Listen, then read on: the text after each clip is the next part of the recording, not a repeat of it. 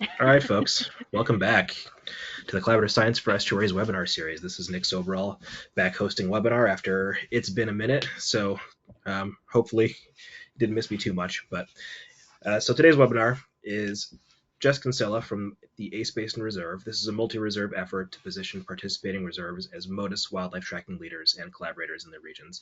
And you'll hear from Jess in a moment, but before we get started, I've got the usual quick housekeeping stuff for everybody. So if you're not familiar with GoToWebinar or with the webinar series, just some quick stuff for you. Okay, so the reserve system, Science Collaborative Webinar Series. So the National Estuarine Research Reserve System is a national network of 30 unique research reserves as shown on this map. This is a NOAA program that works in collaboration with a local place-based partner, either a state agency, university, or nonprofit at each site. Each reserve site includes programs focused on land stewardship, research and scientific monitoring, training programs for the public and local officials, and education. And the Science Collaborative supports science for estuarine and coastal decision makers by coordinating regular funding opportunities and supporting user-driven collaborative research and transfer activities that address critical coastal management needs identified by the reserves. The webinar series features project teams supported by the Neuroscience Collaborative program staff, and partners, and speakers share their unique approaches to addressing current coastal and estuarine management issues. And if that sounds interesting to you, and if this is your first webinar, please feel free to join us for future webinars to learn more about how these methods can be integrated into your own work and how you can integrate experts and users into the research process and how that might inform your own work. Okay, so we're in GoToWebinar today. Occasionally we're in Zoom. Today we're in GoToWebinar, which means that all attendees are muted on entry, and we'll have to handle questions via the Q&A feature on the GoToWebinar console. You can enter your questions as they occur to you at any point throughout the presentation. They'll just come to me, and I'll verbalize them to Jess when we get to the Q&A part of today's webinar. Chat's only visible to organizers as well, so you can use it to alert us to any technical issues that you might be having during the session. And with that, I am very pleased to welcome Jessica Kinsella. Jess is the stewardship coordinator at the ACE Basin Reserve in South Carolina and served as both the collaborative lead and the project lead for this project. She has extensive outreach, education, and resource management experience, and in her current role, she coordinates with existing and develops new Motus-related partnerships. So with that, I'll hand it over to Jess. Thank you, Nick. Okay, and there you are. Okay. Well, thank you everyone for listening in today. As Nick mentioned, I'm Jess Kinsella, Stewardship Coordinator with the South Carolina Department of Natural Resources and ACE Basin Reserve. And today's talk is on a Neuroscience Collaborative Transfer Grant that we received back in 2019 and started implementing in 2020 on building capacity for reserves to be Motus Wildlife Tracking leaders. And I would be remiss to not mention all of our project team, some folks that are no longer but previously with South Carolina Department of Natural Resources, our folks down in the Gulf of Mexico and Mississippi State, Mark Woodry and Jared. Amy Good, who was previously with San Francisco Bay NERR, Brian and Heather at Hudson River, our media coordinator, Caitlin Hackathorn here at ACE, and all of our associated partners. So I just wanted to kind of start with those that aren't familiar with Motus. What is Motus Wildlife Tracking System? Well, it's hosted on motus.org in collaboration with Birds Canada. And it is a global collaborative research network that uses automated radio telemetry to study the movement of migratory species. So primarily this is birds, but can be bats or large insects. And so tiny digitally encoded tags are placed safely onto these species that then get released. And Motus currently supports two to three different kinds of tags at the moment, both through low-tech wireless ink, as in the version of nanotags, and then also life tags and power tags manufactured by Cellular Tracking Technologies, or CTT. And so each of these are basically radio transmitters that are putting out a specific frequency that are then collected on these receiving stations. And so throughout the webinar, you may hear me use receiving stations, towers, receivers, kind of using all of those interchangeably, although they might be slightly different. But In this case, so automated radio telemetry uses receivers that automatically record signals from these radio transmitters. It's used in a wide variety of ecological applications, specifically for tracking things like migratory species. So this can be, swimming organisms, or in our case, small flying animals.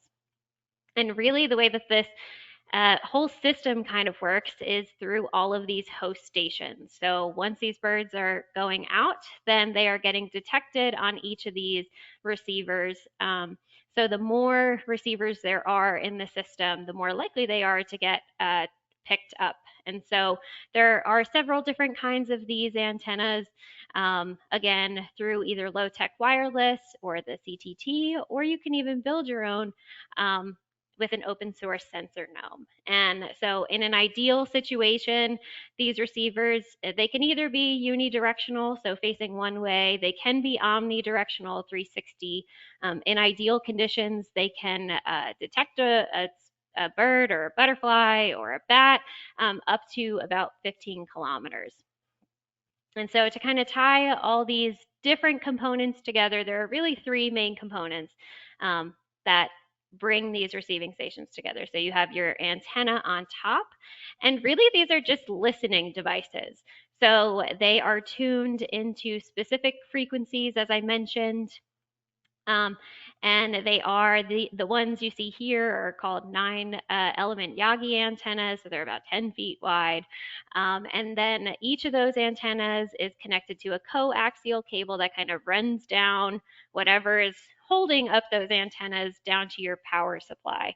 So in this case, you can see our solar panel and the charge controller that kind of connects those pieces together, that all then get connected to the receiver, which is basically your computer that records and stores the radio data.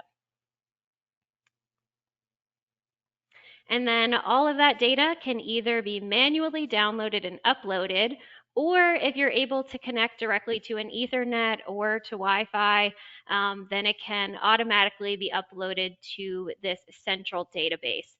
And it really does, this kind of open source database allows, some pros that, for example, the public can go on and kind of get some of that basic level data. But also, as a researcher, you can download the data and then analyze it on R. And you can set some specific parameters if you do want some of this data to be more private. And so looking at some Motus by the numbers, as of today, there are 34 countries with Motus receivers, over 1,800 Motus receiver stations. And so all of those are marked by the little dots on the screen here. And each of the different colors represents some of those 4 different frequencies that those tags are putting out. 334 species tagged, over almost 43,000 animals tagged, over 200 publications that have come out that use data, and just about 2,000 Motus partners and collaborators. Although I do think that number is underestimating the amount of collaborators, because you may be a host station that's connected to a research project, so you might not necessarily be listed on the project on their website, but you are 100% part of the project. So well over 2,000 Motus partners. And as I mentioned, this is really how the network is able to kind of thrive, because with more towers, there's more opportunities. More opportunities with multidisciplinary science. So, looking at most of the projects using Motus are looking at kind of these long range, large migratory pathways. So you're able to look at things like movement, migration, population ecology. But there are some projects that put up maybe more local scale towers, and those tend to look at things like animal behavior and physiology, or being able to decide on specific environmental management strategies. And so with that, more opportunities for conservation. Through this, you're able to study all of those species dynamics, survivorship in some cases, but you can also look at habitats. Are some of these species using these as stopover sites, or maybe kind of that full life cycle knowledge to be able to gain from seeing where these species are spending their time. and overall just informing the use of flyways and landscapes. And then more opportunities for education, which I'll kind of touch on this a little bit later on in the presentation, but obviously a lot of opportunity for studies with undergrads, graduate projects, also some ways to engage with schools and the public through storytelling. And this is all incredibly important, obviously, because it is well known that we are currently within our sixth mass extinction.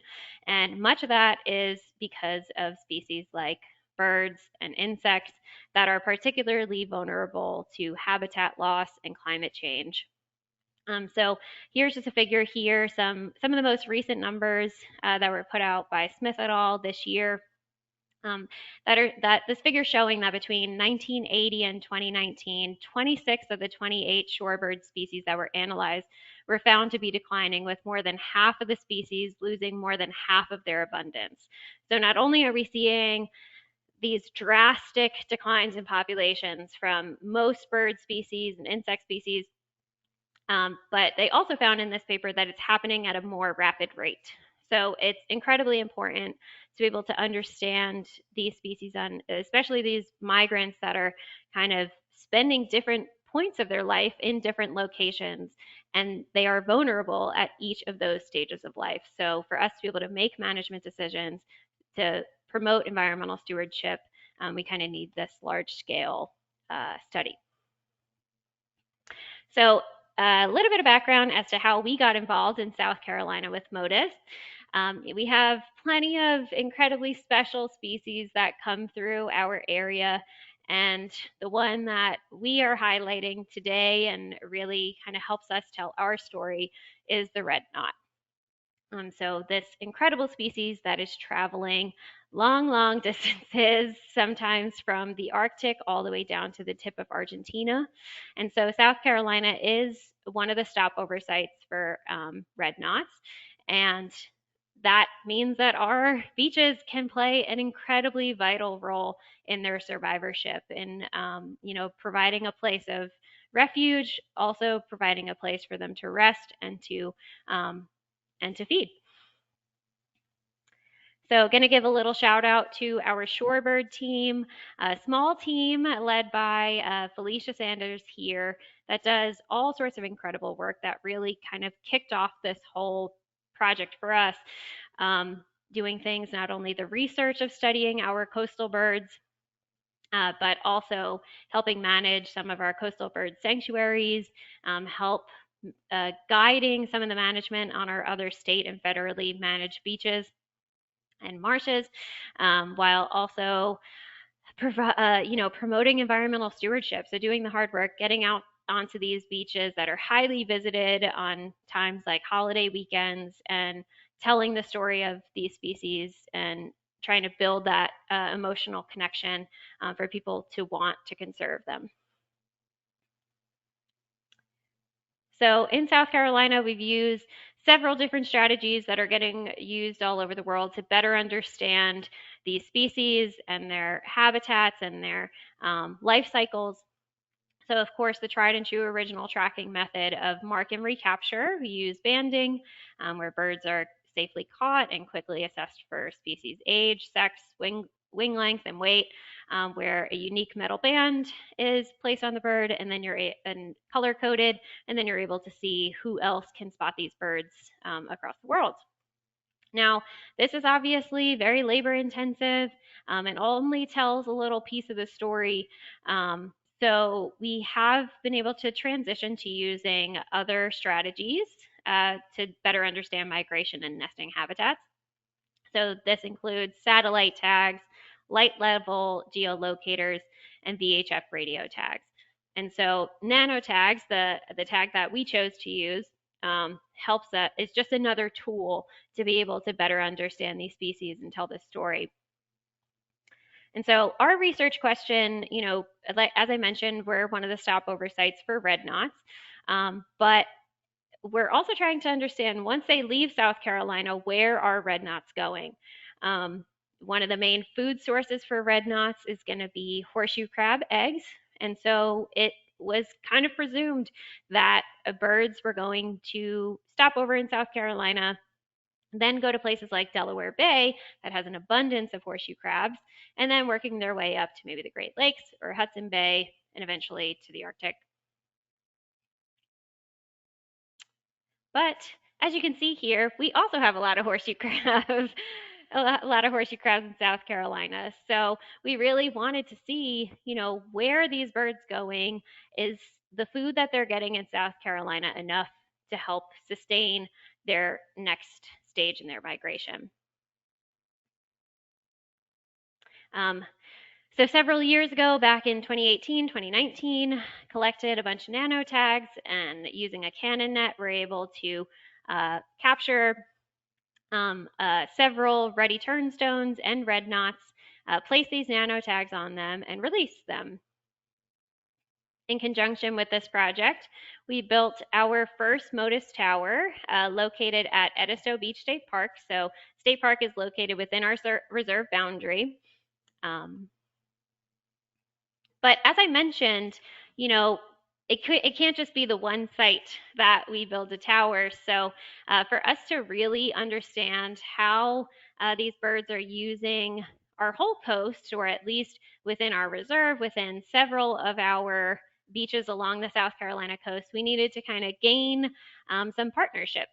So in conjunction with our coastal bird team, our stewardship and coastal training program hosted a Motus Wildlife Tracking workshop, where we brought in not only some of our, typical local environmental organizations, the federal, state, NGOs, but also we have a lot of really dedicated residents in the area, and a lot of smaller affluent communities that do have a strong connection to our beaches, to our birds, and other species. So we also brought in some HOAs that we've worked really closely with on things like the International Shorebird Survey. And so over the next few years, we were able to build about 12 new towers, ranging from kind of the Charleston area all the way down to almost the Georgia border. So here's where I can highlight some of our initial partners that were part of this. As I mentioned, some of those federal and state agencies, some of our local land trusts and wildlife foundations, but also a few of our private communities as well. Now, with that, this was back in about 2019, 2020, and so it has only expanded from here. And I have to give a shout out to specifically Audubon, South Carolina, that has really helped build this network up the coast of South Carolina. So building in places like our sister reserve in North Inlet Winyah Bay. And then Motus Wildlife Foundation that's really trying to use this tool to maybe start implementing with waterfowl and to kind of work their way across the state. So working with partners starting in Charleston and going along Highway 26, which really connects South Carolina almost corner to corner. So it's really expanded out throughout the state. So with all of these towers being built, after we released some of those birds, we were able to track some of their migration patterns. And you can see here, this is one red knot that in one day maybe made one stop, maybe passed by out one of our Columbia towers, but then went directly up to the Great Lakes in one day. So with that, we were able to see that in many cases, not just with that red knot, that they weren't stopping over in Delaware Bay. So some stats from some of these papers is that most red knots migrating north from the southeast United States skipped or likely skipped Delaware Bay, about 73% of them, while 27% stopped in Delaware Bay for at least one day. And in some cases, they didn't necessarily stop in Delaware Bay, but would maybe stop in New York or the Chesapeake Bay. And that really allows us to tell that story of how important our beaches are. We do get a lot of visitors to South Carolina's coast, of course, that maybe don't have necessarily a connection to these beaches wholeheartedly, but building some of that resident promotion and building that stewardship, that ownership of these natural resources becomes critically important in our state. We're one of the few states that all of our regulation changes that happen have to go through our state legislature. And so these are people that they're voting for, and they want to make sure that they're making good decisions for these natural resources. So that way they stay this way in perpetuity, or at least, are able to be better managed. And so not only within the people who help host the towers, but also the community surrounding them. There's a big saying of, I want to see where my birds are going. And of course, we don't own the birds, or maybe we all own the birds, whichever way you look at it. But that really helps tell that story and build that emotional connection for people to then want to take action. So we told our story back at our NERRS annual meeting in 2019, and we're able to gain some interest from some other reserves. So with that, we kind of built this project. So giving a little bit of insight onto where some of these other regions, what their status was when we got started. First, we have San Francisco Bay. So San Francisco Bay is recognized as a critical stopover point along the Pacific Flyway, annually hosting approximately 1 million migratory waterfowl and shorebirds. And this estuary has been recognized in several areas as important bird areas, or IBAs. It's also been recognized by the Western Hemisphere Shorebird Reserve Network, which ranks it being as hemispheric importance to shorebirds. So this estuary has global recognition, but at the time when we started this project, they had a few partners that were maybe getting started with some grants or interested in the project. So this was really a great opportunity for us to kind of take our model and expand it and bring it to San Francisco. So some of the early partners that were identified were South Bay Bird Observatory, Point Blue Science, and California Audubon. Then we have the Gulf of Mexico region. So originally, Mark Widgery was with Grand Bay NERR, but at the beginning of this project, switched to pretty much be working along Grand Bay, but through the Mississippi State. So generally speaking, we'll call this region Gulf of Mexico. And so Grand Bay NERR and Mark had deployed some Motus stations.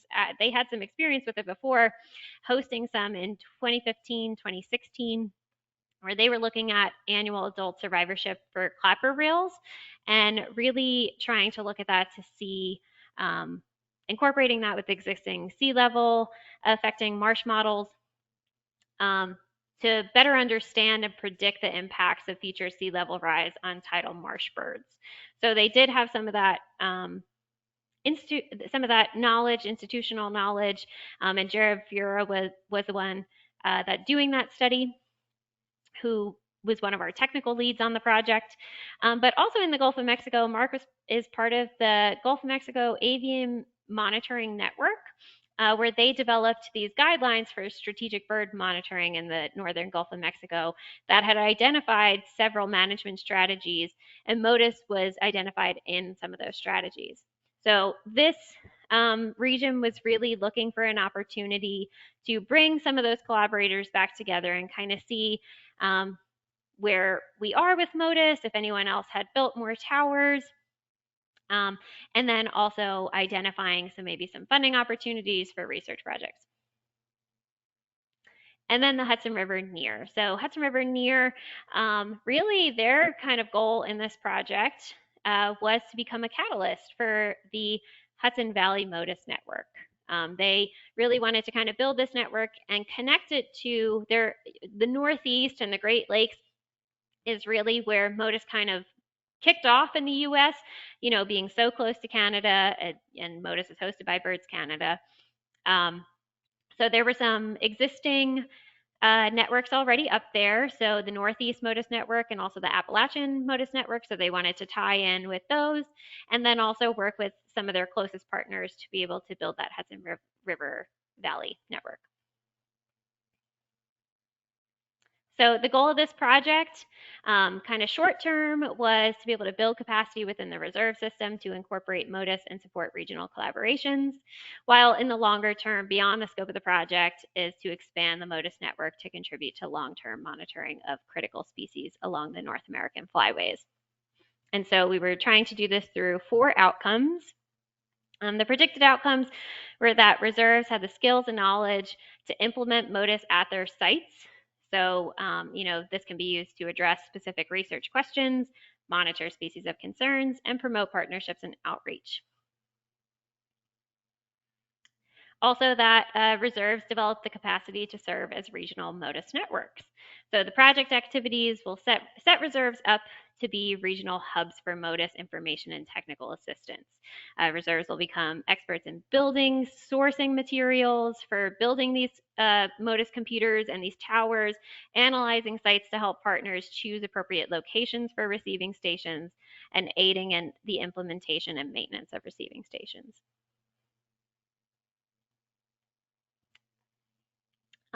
Outcome 3 is that reserves have the capacity to serve as regional Motus collaborative catalysts. So not only could we help, build these towers, but through the work in developing the partnerships, you can host a regional workshop, providing that technical assistance to partners, and then the reserves will emerge as a catalyst for leaders of regional networks. And finally, that reserve partner working groups will have the capacity to strategically expand the Motus network. The Motus can be used in a wide variety of projects that incorporate different flyways around the world, and that, they focus on varying species, different management goals. So really the goal is for all of these networks to kind of work together to create a clear and efficient and a cost-effective way of implementing these towers and research projects. And as you can see here, we really are situated in a great way within the reserve system. So even just from these 4 reserves, we're touching on 3 different flyways. And, these are very rigid examples of those flyways. The Gulf of Mexico alone, stretching from Texas to Florida, you're hitting on about 3 different flyways. And so really this allows us to, and also, even though there's only 4 that are specific end users on this project, there were several others that attended our workshops, others that are implementing towers. I mentioned North Inlet Winyah Bay now has one. So yeah, this is just kind of the smaller look at how much we can really expand this effort. So our approach for this project, the main piece of it was really hosting regional workshops. So the idea of the transfer was for us to take that original workshop, that original model where we presented some of the research we have going on and seeing if others would be willing to build towers in a cost-effective way. And then we would have more receiving stations that could tell us kind of that bigger story. And so we would take that workshop and fit it to those regional needs, the specific species you may be interested in or management. And then also we would provide technical assistance. So for the reserves that were interested in building a tower, we would come, if ideally help build the tower, but then also put together protocols that included materials needed, contacts for ordering materials, how to build and code for a Motus computer, connecting to the Motus network, and accessing the data. So the format of these workshops, as I mentioned, we originally got funded for this project in 2019, had to postpone it when it was supposed to start in 2020, and then everything changed. So originally our plan for this project was to go to each of these regions, host a workshop, and part of the workshop would be to build a tower, but had to change things up, so we decided to go with a hybrid format. And so we hosted 2 hybrid workshops, one in San Francisco, one in the Gulf of Mexico. In Hudson River, it was more of a forum and then turned into more localized meetings with some of those immediate partners to be able to strategize, since their focus was more on building a tower to connect to other networks. And as I mentioned, we kind of catered it to fit the needs of the region. And so the structure of the forum of the workshop was to kind of start online, where we could give presentations, then go to more of an engagement strategy. So kind of that midday. So in San Francisco, that was in the form of participatory mapping, which is incredibly effective, especially for those of us that were traveling to San Francisco and not as familiar with the area. So we were able to split people up into breakout groups and focus on different regions of San Francisco Bay, where partners could really discuss, who can I connect with on my project, or who can be a host site. And then in Gulf of Mexico, using some more traditional engagement strategies like Padlet to be able to gauge where people were in Motus and maybe what were some funding opportunities there. Then, as we transitioned into the afternoon, particularly in San Francisco, we did a bit of a technology swap session. So I'll talk about this in just a minute, but in many cases, where you're building Motus towers might not necessarily be the place where you host the workshop. And so in this specific example, we were building a tower that was an hour away from where we were hosting the workshop. So unfortunately, we weren't able to build it as part of this specific workshop. But instead what we did was bring a bunch of our materials and ask some of the other researchers who were getting started with Motus to bring some of their materials, and then people could actually touch everything and kind of have some of those more specific conversations about, which antennas people are using, which dongles people are using. And this really opened up some really great conversations where we got to see some kind of creative ways that people are trying to save money. So for example, we were using a cheaper dongle than maybe what Point Blue was using, while they, were planning on building a bunch of towers.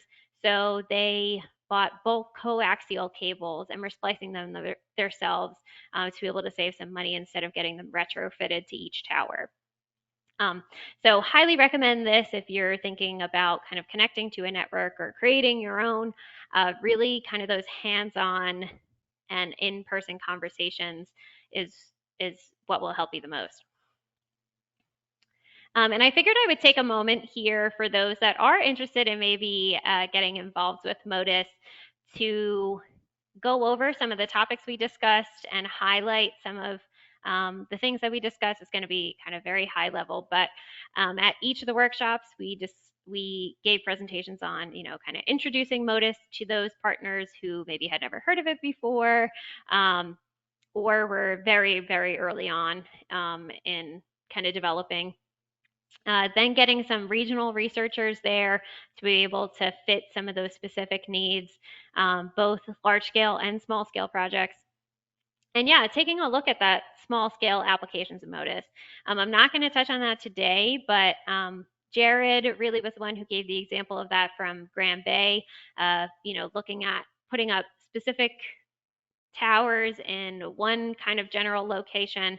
And we also have an example of on Kiowa Island in South Carolina, where they were using Motus to look at one painted bunting population. So I'm happy to kind of share those papers or connect you with some folks that maybe have done that work. As you can imagine, one of the biggest topics of conversation at these workshops was site selection. And then really opportunities there for education and outreach. So giving some insight on some site selection for those that might be interested.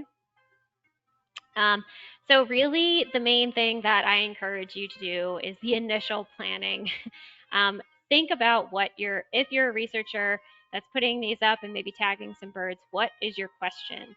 So, for us, that was really looking at shorebird species. But for example, in Hudson River, they are going to be looking at their question is really more, how are migratory species in general using the Hudson River Valley?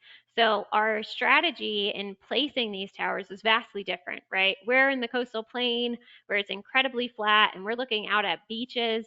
So we're trying to get that maximum range to be able to look at some of these beaches from some of our more developed sites. Whereas for them, they may have a little bit more interference with their towers because they're in a valley. So they used a lot of different modeling, kind of stages of modeling to see what orientation and which locations would be best for their sites.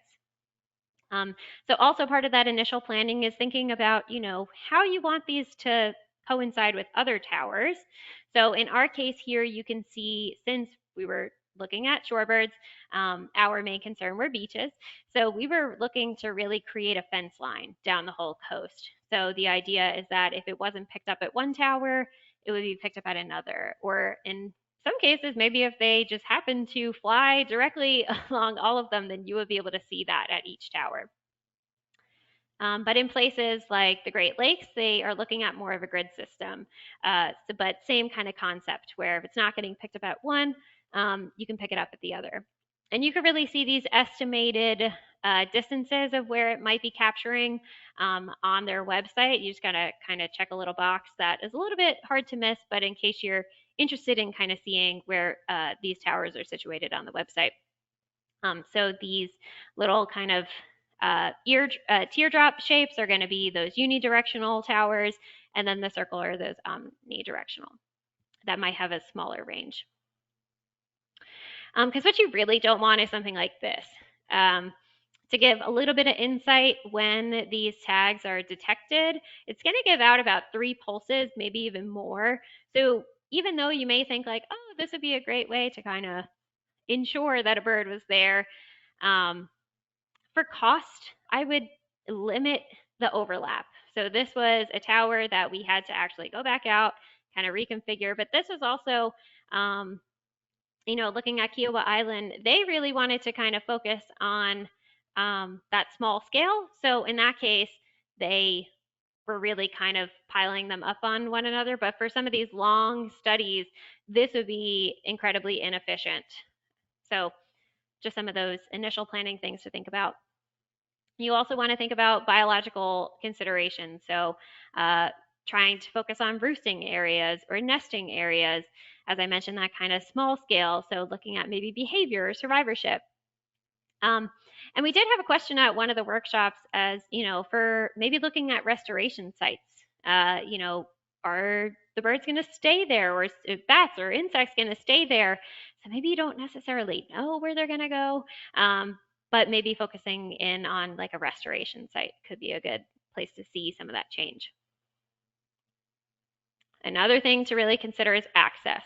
So on the left-hand side here, this is at Fort Moultrie that we built a tower, federal site. So you may have to consider permitting, looking at some of your MOUs or your MOAs, or it could really mean physical access. So as you can see, both of these were up on a roof. And on the right-hand side, this is at Motus Wildlife Foundation. So do you have the actual tools to be able to build that tower? And you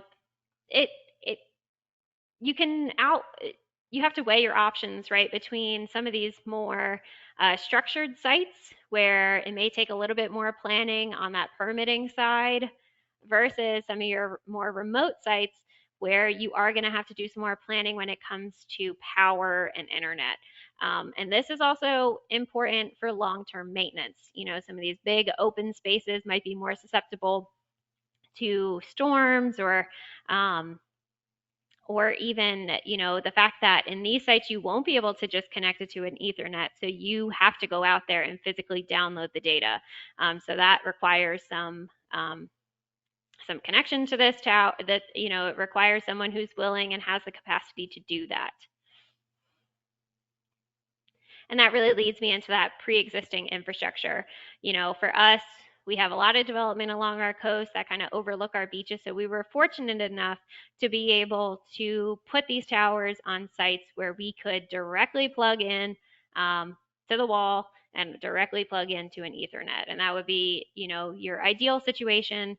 Because in terms of power, even though they look a lot more complicated, it's about what you would charge your phone with, and also being able to get that data in real time.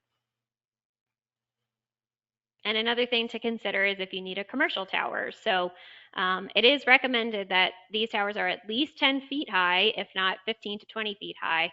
So on the right-hand side here, this is at our Harbor Island site. So for us to be able to plug into an Ethernet and to a power source while also being able to look over people's homes at one of these beaches where we do a lot of shorebird surveys, that required us to build this more commercial tower. And something else to consider that people really do care about, and I apologize for the blurry image, is aesthetics. So you can imagine that in these big open spaces, not everyone wants to see a big antenna. And so this picture here, even though it's blurry, I think is a good representation as to exactly how big these can be. I mean, thinking about the last slide with the commercial tower, that's 2-3 times the size of this. So something to take into consideration, this was in San Francisco, because this is on a ranch that most things there are more rustic, had to think about, instead of maybe just using all metal to hold it up, using kind of wood to make it a little more rustic, and then with the solar panel, allowing some of that grass to grow around it and kind of disguise it a little bit. And all this site selection can really be enhanced through partnership opportunities. So like I said, thinking about your research questions, getting people to help you build the towers, manage the data, and come up with some of those creative solutions to, weighing the benefits. Because, even though those places, it can limit the viewscape, they're also some of the best places that you might be able to capture birds. So yeah, using your partners to create some of those solutions. And that really also ties into the education and outreach component of Motus. So some of the best partners that you can get with are some of these hotspots, your nature centers, your parks, etc.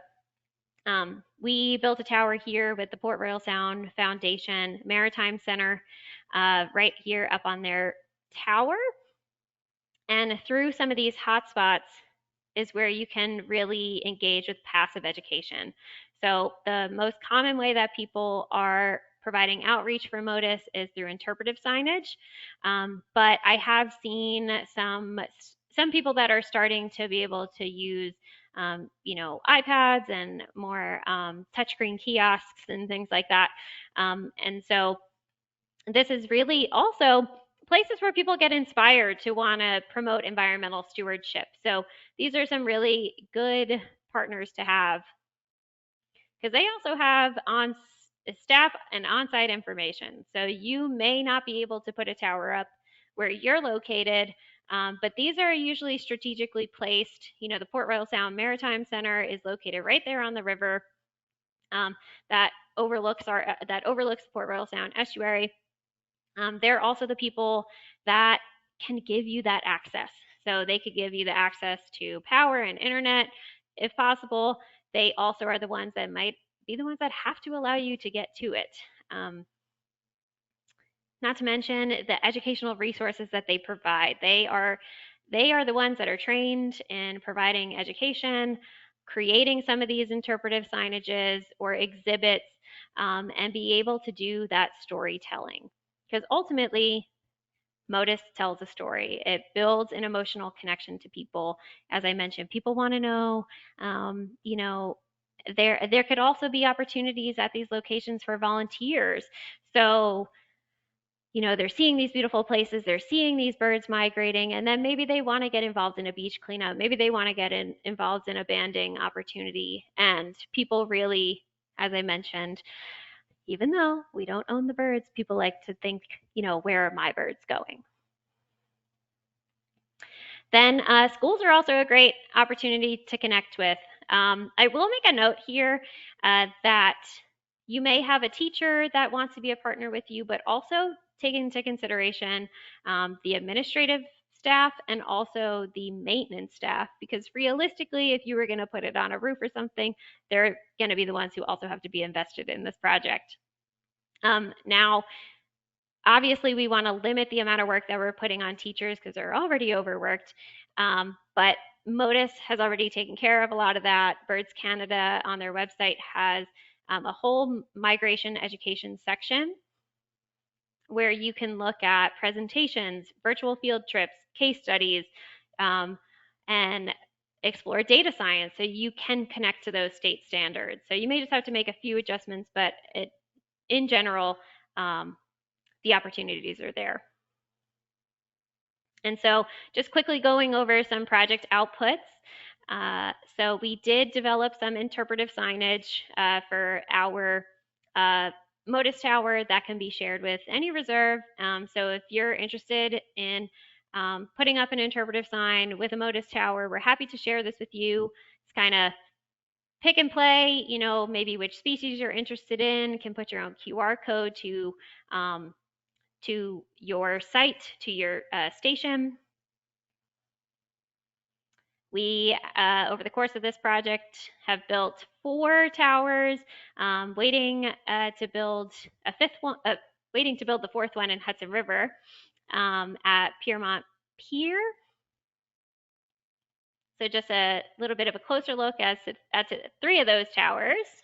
So you can kind of see the differences between maybe a remote site and then some other ones that were built at some of the stations in Hudson River. Hudson River has been able to build that Hudson Valley Motus collaboration. So I think Nick can drop the link to this project, but you can also follow. Motus has redone their dashboard to kind of have all of the aspects of this, the projects, the species, the regions, specific animals, specific stations, to put it all on one dashboard so you can follow through the website to find this project, to find SCDNR shorebirds, to see our station. Yeah, you can kind of do all your exploration on there. And from the five different stations that have been built in ACE, San Francisco, Hudson River, we've had 98 detections, 67 individuals, and 21 species. There's a little bit of a caveat here. Since San Francisco is remote and, you know, we have to download that data, I took their data from the one that is directly next to them with the California Department of Fish and Wildlife. So a little shout out to Levi that you've seen in some of these pictures that actually helped build the San Francisco NERR one. And obviously we tagged and put out a bunch of red knots. So there's a little bit more detections in South Carolina, but overall incredible what we've been able to look at so far. And then I found kind of 2 cool stories as I was looking through some of these specific animals. This old bobolink here was detected at both Hudson River NERR and North Inlet Winyah Bay NERR. And then this year we had about 30 extra nanotags that our shorebird team captured and released, more red knots and ruddy turnstones.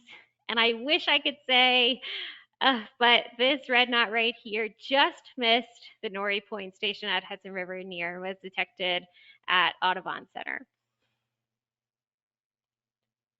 But it really just kind of, you know, re-emphasizes how even if it's not your own bird that you tagged, even if it's not your own research question, these are all of the birds that were detected, all the species that were detected at Hudson River, and you can see all the different projects that those birds came from. So you are still contributing to that larger Motus network that really will enhance a lot of the research being done and conservation on these species. Now, in terms of the workshops, we had about 81 participants that attended the workshops. This is just a fraction of the of the logos that I could find of the people who attended. So thank you if you are one of them. And you know, they spanned anything from federal partners, state partners, academics, community members, private sector. NGOs. And just a little bit of insight here from the evaluation from San Francisco.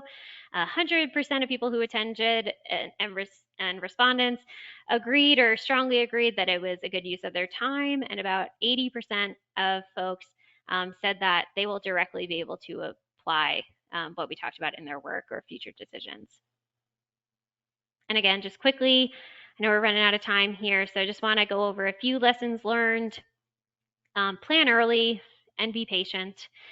This comes from multiple stages, throughout this, especially following COVID, we're still seeing a lot of backlog in supply chain issues. Also some turnover from some of the suppliers. So if you're planning on building a Motus tower for the next migration season, you may have to be a little bit more patient. Also, at the beginning of this project, when we were building these towers, some people weren't really seeing many detections on theirs. And that's because, during COVID, people weren't putting out tags because they weren't working or working from home. So be patient. We are starting to see kind of a revamp of those.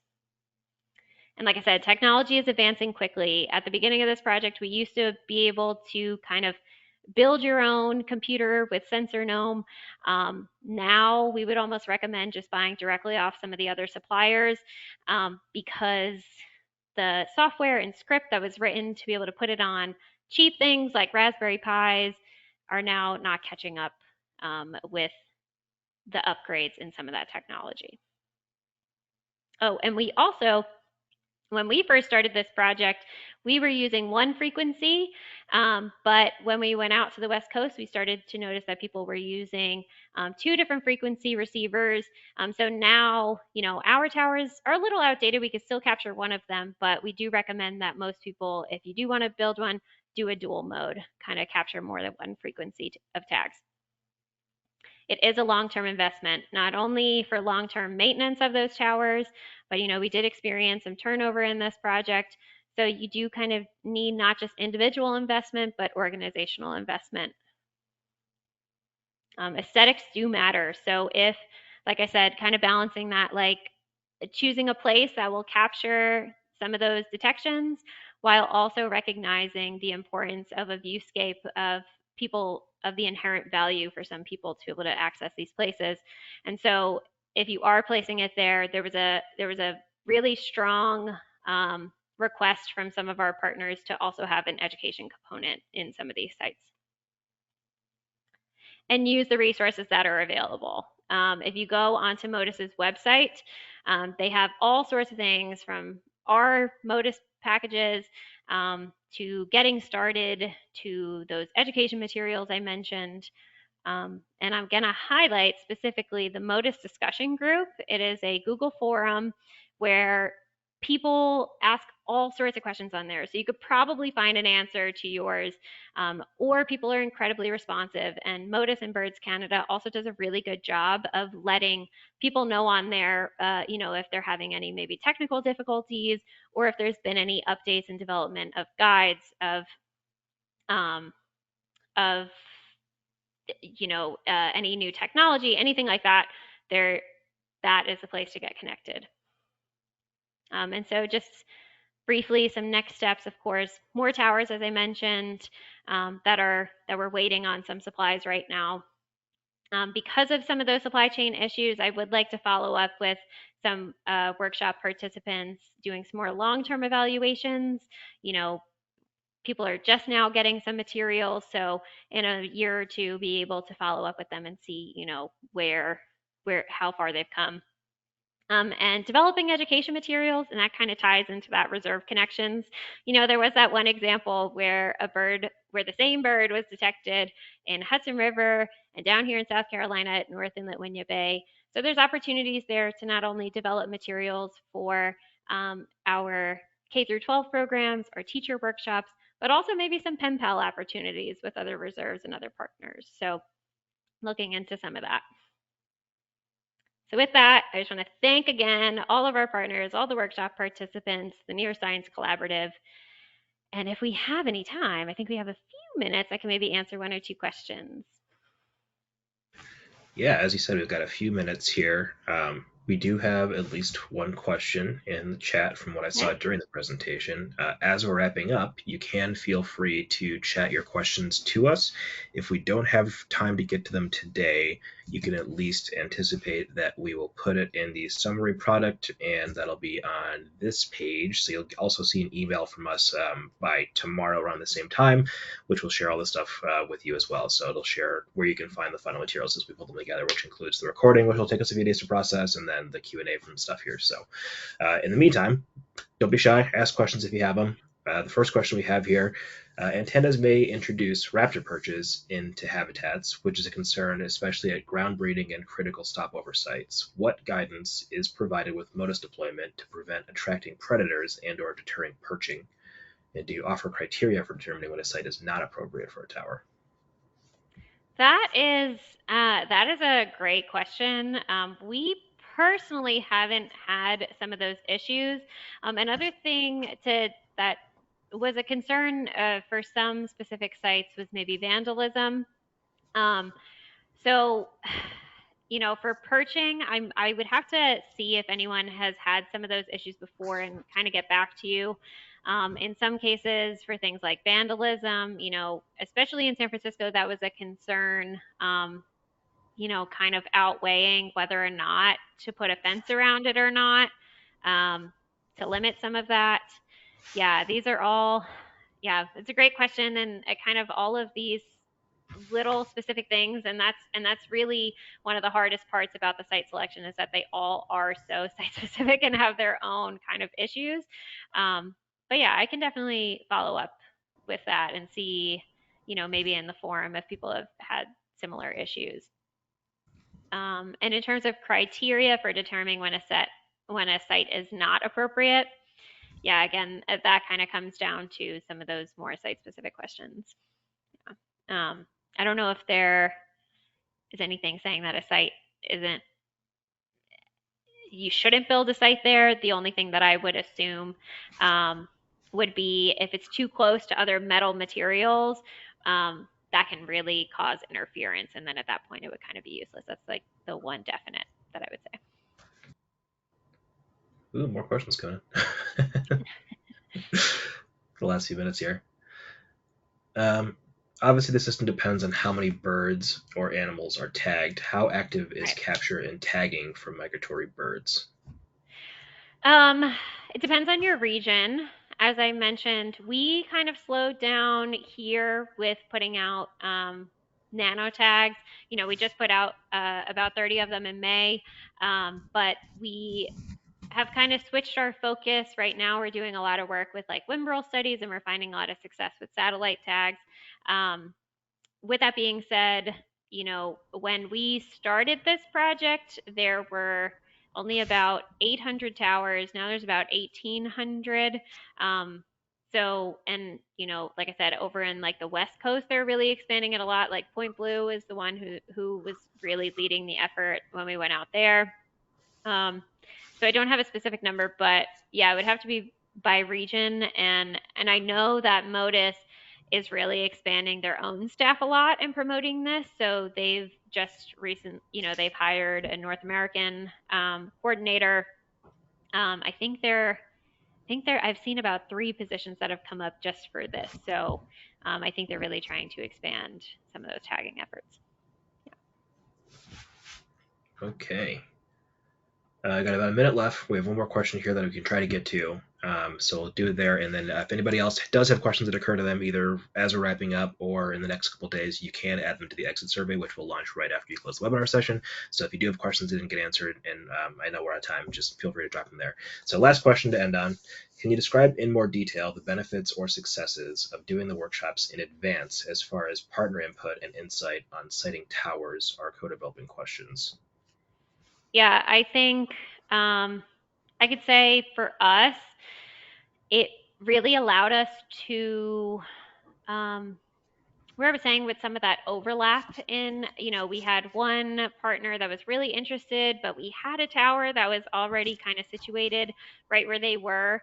Um, so that allowed us to kind of mitigate some of those like unnecessary, especially if it's a small nonprofit organization that's dedicating some budget money to it, allowed us to kind of save some money there. And let's see.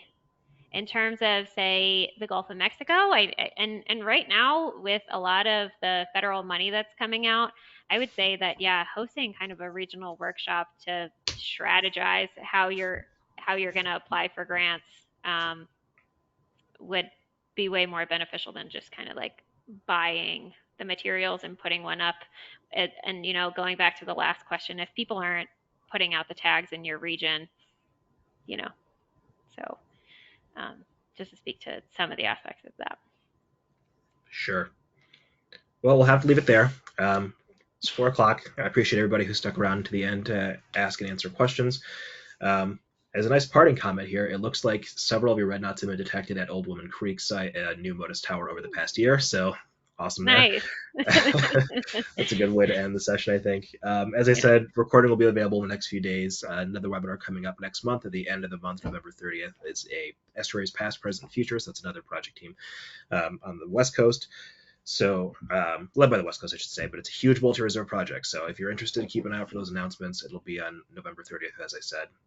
And with that, thank you to everybody for spending some time with us today. And we're looking forward to any more comments and questions you might have via the exit survey. So have a great rest of your day.